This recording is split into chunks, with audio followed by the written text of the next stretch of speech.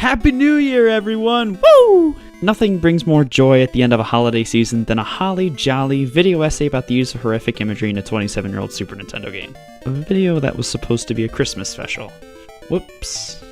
Alright, so I started writing this back in October, and it was supposed to be, fittingly, a Halloween special. But I was too busy, and I didn't have enough time to finish it, so now it's a merry holiday special. But this is something I've wanted to talk about for a while, and for as niche of a subject that it is, I think it's an important aspect of games that should be discussed. So back in May, I had my first opportunity to play a Castlevania game. With an entire series of reputations behind it, it's easy to expect a lot of things from Super Castlevania IV. From all the chatter around, anyone could expect one of the best games ever, an ungraceful sequel, or even that it's simply a new leap into a console generation for one of the classic NES powerhouses. However, what stands out most to me is not how the fourth Castlevania refined and smoothed the Castlevania formula. It wasn't really how the Super Nintendo's Mode 7 graphics made a huge mark on the game, and it wasn't even how they let you moonwalk! No, what stood out most to me is that Super Duper Castlevania IV is not scary. I don't mean that in the literal sense, since the world was a couple of years removed from some of the video game horror pioneers in the mid-90s, but Castlevania, initially, made a choice to utilize horror imagery for a reason, and it becomes a wasted endeavor in Castlevania IV. And I know what you're thinking, like, Alex, come on, just give the game an 8 out of 10 and move on like a normal person. And I hear you, but here's a counterpoint. I don't care, this is my nitpick, so scram! The kind of imagery that I'm talking about is the essential building block to constructing an overarching aesthetic theme, especially in the 8 and 16-bit eras of games. If the aesthetics of the game are confusing or not conducive to the gameplay and game feel, then the aesthetics are ultimately damaging to the player experience. The aesthetics that we're talking about here, vaguely speaking, are things like enemy and level design, artistic direction, and even musical choices to a certain degree. These aesthetics, and the imagery used in them, are the most important tools for tying together and complementing the tones of visual media, especially with immersion in video games. As a couple of strong examples from the same era, let's take a look at Super Mario Bros. And The Legend of Zelda. In Super Mario World, light-hearted, cartoonish, and bubbly fun is honored over all else. And the aesthetic themes and imagery are all reflective of that.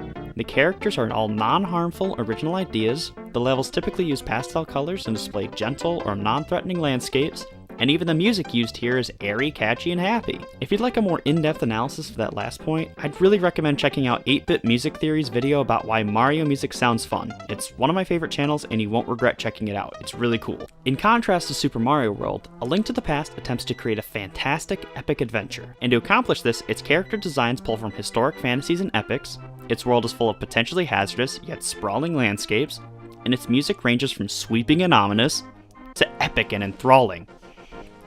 Basically, what I'm trying to say is that utilizing imagery and aesthetics is important to conveying identity and game themes to the player audience, and it helps influence the feel of the game itself. So why are aesthetics and themes so important for Castlevania IV?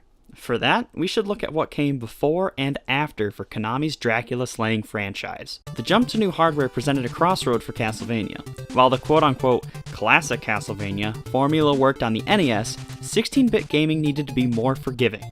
Quickly gone were the days where it was widely acceptable to have choppy, non-precise, and purposefully difficult gameplay. The Super Nintendo era was quickly recognized by developers to be an opportunity to refine and polish the gameplay of the previous era. With upgraded hardware came upgraded gameplay. Since Castlevania could no longer base its identity on choppy gameplay scenarios, this new Super Castlevania game will have to update all aspects of the game along with it, including these aesthetics and imagery. So that begs the question, how does Super Castlevania IV use this imagery?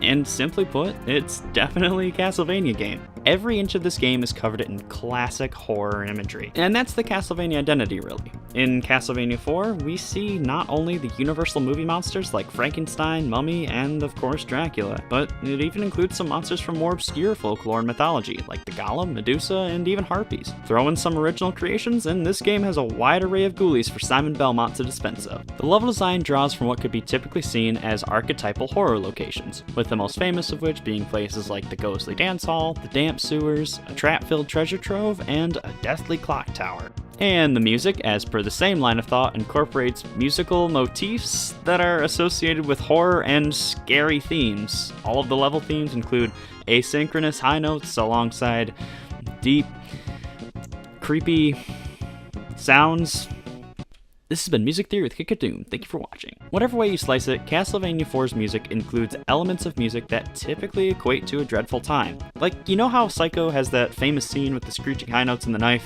Yeah, kinda like that music, but more subtle in this case. The point is that Super Castlevania IV decidedly uses aspects of classic horror in its design, and thus the feel and thematic conveyance become one that is reminiscent of horror tropes. Which is great. Castlevania, at least in its early days, set itself out from the huge pack of side-scrollers in part by settling itself into this unique and frighteningly familiar thematic consistency. But there's something not quite right here in Super Castlevania IV. I don't think the horrific imagery utilized is very effective.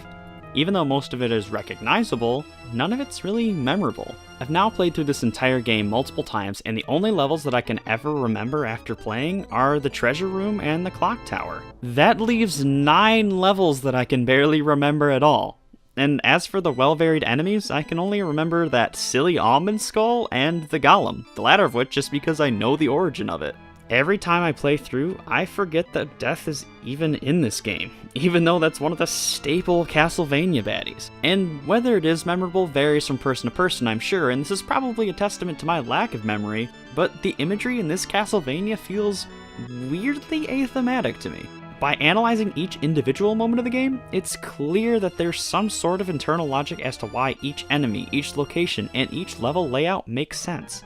But while playing the game, it doesn't feel like anything fits in. That's what all this talk of aesthetics and thematic imagery leaves us with, how the game feels, and this game feels disorganized. The levels just kinda happen, and even though there's a map to show you why you're located here, it just is always so drastically different from the last level that the feeling of continuity becomes lost.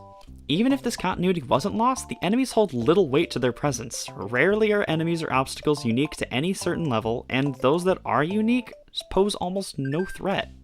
One level that I think does a lot of this right is Stage 6, with this pseudo dance hall and creepy ghost lurking here and only here. Which is great, since the entire theme of this level is a haunted, ghastly endeavor. But before and after playing this game, I completely forgot that this level even existed. I only remembered it while looking through the footage for this video afterwards. Even though Stage 6 addresses and converts on a lot of the problems I've mentioned, it unfortunately is really forgettable to me.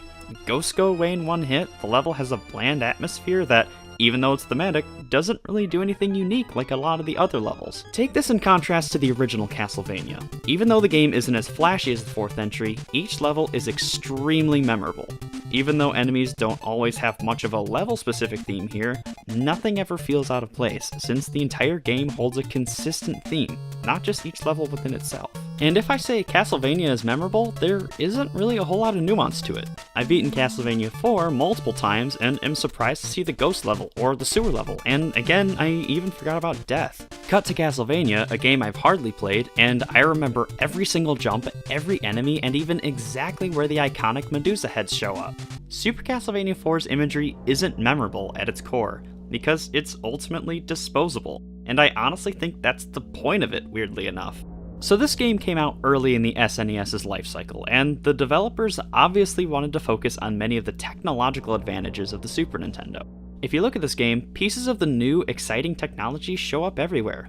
Environments that change while you're interacting with them, more enemies on screen at once, and so much Mode 7. The most famous levels in this game are also some of the most famous examples of the use of Mode 7 graphics. The rotating room, the golem boss, and seasickness in a can are all iconic Super Nintendo moments because of their technical impressiveness. But they aren't really iconic Castlevania moments. And this goes back to that identity crisis I briefly mentioned earlier. During the days of the Super Nintendo, games didn't have to be artificially lengthened by cheap difficulty like they did on the NES. They still were, but they were quickly phasing out and weren't nearly as acceptable as they were in the NES era. So at this point, Castlevania had to make a choice between 3 directions. The easiest route is that they could make a game that was still cheaply difficult like the original trilogy, but I don't think this would have come off as a popular move in the 16-bit era. Overtly difficult platformers were phasing out at the time, and it probably would not have been a very popular decision in the gaming market to release a game like this. A second option would be to create a game that moves away from this strict linear platform style, but being just one game removed from the universally panned Simon's Quest, which attempted something like this, it's understandable why Konami would be so gun-shy. For now.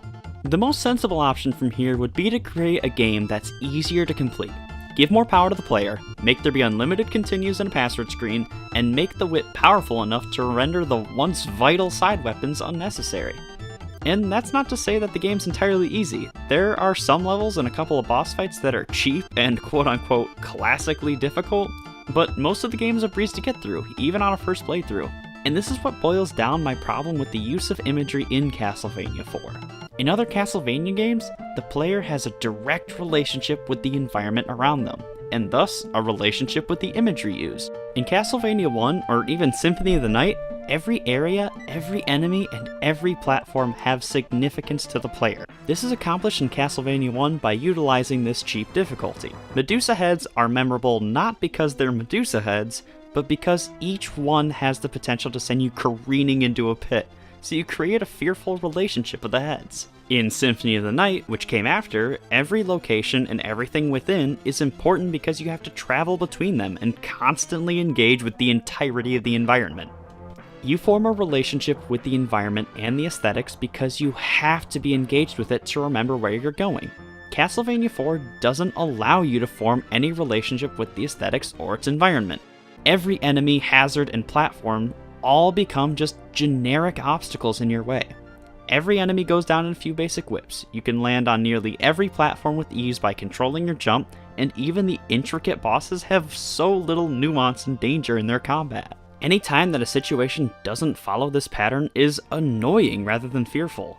Rather than engaging with the environment and being worried that an armor is right in front of you and how that might immediately stop your progress, you just stop and whip it a few times and walk away. Now, instead of worrying that a platform is collapsing behind you, you can just move on, because that isn't actually dangerous and isn't scary.